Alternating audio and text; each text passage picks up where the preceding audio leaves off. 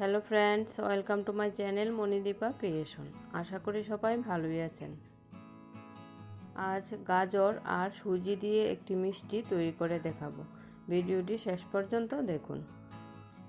প্রথমে আমি দুটো গাজর নিলাম। গাজরটি নিয়ে ভালো করে ছাড়িয়ে নিলাম উপরের অংশটা।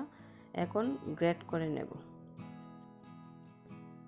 গাজর গ্রেট করা হয়ে গেছে। এখন একটা কড়াইতে বসিয়ে দেব।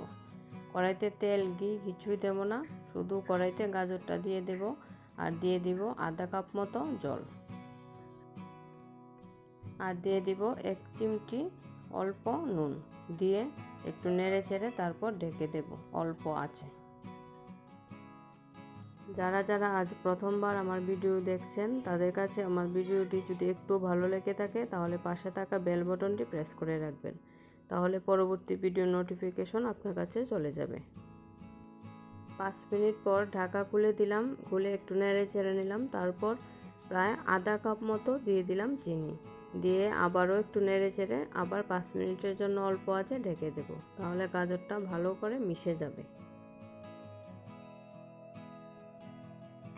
সব সময় চেষ্টা করি নতুন কিছু করার, তাই আজ গাজর আর সুজি দিয়ে এই মিষ্টিটা তৈরি করলাম। আপনারা অবশ্যই জানাবেন আমার এই মিষ্টির রেসিপিটি কেমন লাগলো।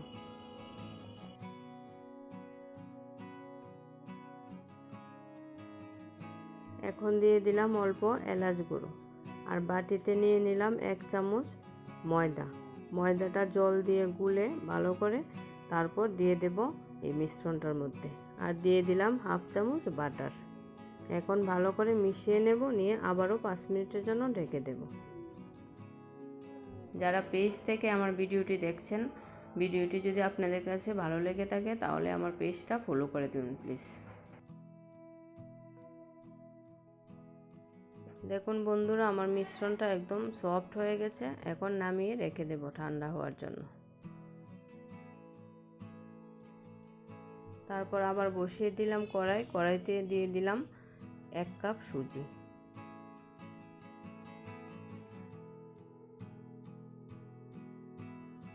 তারপর সুজির মধ্যে দিয়ে দিলাম 1/2 চামচ বাটার। এখন সুজিটা হালকা আঁচে একটু ভেজে নেব, সুজিটা যাতে লাল না হয়ে যায় সেটা লক্ষ্য রাখতে হবে।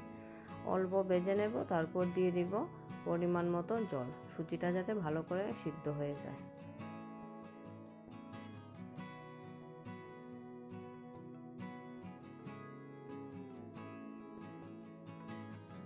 অল্প সময় ভেজে নিলাম, তারপর দিয়ে দিলাম পরিমাণ মতো জল, সুজিটা ভালো করে সিদ্ধ করে নেব।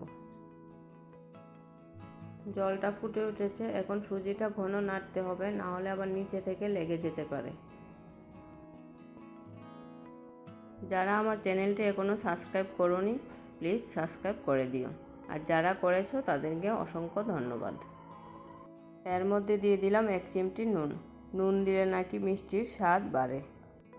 সুজিটা সিদ্ধ হয়ে গেছে। এখন দিয়ে দিলাম 1 কাপ সুজির মধ্যে 1/2 কাপ চিনি আর অল্প এলাচ গুঁড়ো। এখন ভালো করে মিশিয়ে নেব যতক্ষণ না চিনিটা গলে যায়। মেশানো প্রায় হয়ে গেছে। এখন নামিয়ে রেখে দেব মিশ্রণটা ঠান্ডা হওয়ার জন্য।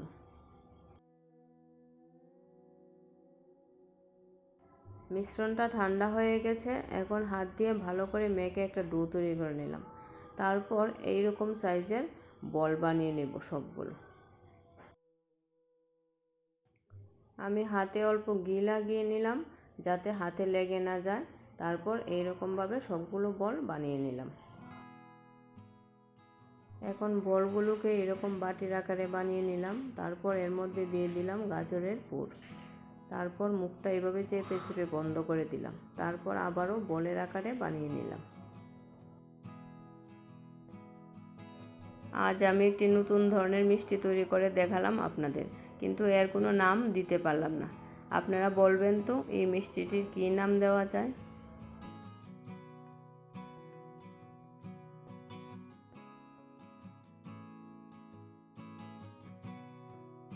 বন্ধুরা, এইভাবে সবগুলো সুজির বাটিতে গাজরের পুর দিয়ে তারপর বলের আকার করে বানিয়ে নিলাম।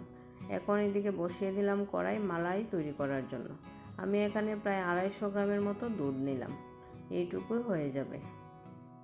আমি এখানে দুধটা বেশি জাল করব না, একবার ফুটে উঠলেই হবে। দুধ ফুটে উঠেছে। এখন তার মধ্যে দিয়ে দিলাম বড় চামচের 2 চামচ চিনি আর অল্প এলাচ গুঁড়ো। এখন একটু ভালো করে নেড়ে নেব যতক্ষণ না চিনিটা গলে যায়। তারপর মালাই তৈরি করার জন্য এর মধ্যে দিয়ে দিব 1 চামচ আটা। আটাটা দুধের সঙ্গে ভালো করে গুলে নেব, তারপর এর মধ্যে দিয়ে ভালো করে মিশিয়ে জাল করে নেব। তাহলে আস্তে আস্তে দুধটা দেখবেন একদম ঘন হয়ে যাবে, কিন্তু আপনারা একদম আটার গন্ধ বুঝতেই পারবেন না। দেখুন বন্ধুরা, কি সুন্দর মালাই তৈরি হয়ে গেছে। এখন নামিয়ে রেখে দেব একটু ঠান্ডা হওয়ার জন্য। এখন এদিকে বলগুলো হাতের মধ্যে রেখে একটা ছুরি দিয়ে অর্ধেক করে কেটে নেব। দেখুন বন্ধুরা, আমার মিষ্টিগুলি কত সুন্দর দেখতে হয়েছে, একদম যেন সিদ্ধ করা ডিম।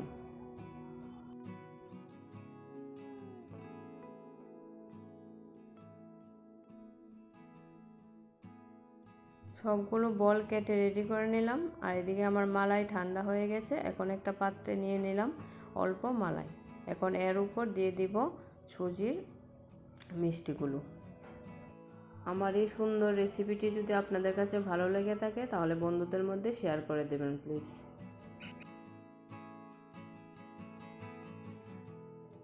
এখন মিষ্টিগুলোর উপর আরেকটু মালাই ছড়িয়ে দেব, তাহলে দেখতেও সুন্দর লাগবে আর খেতেও টেস্টি হবে।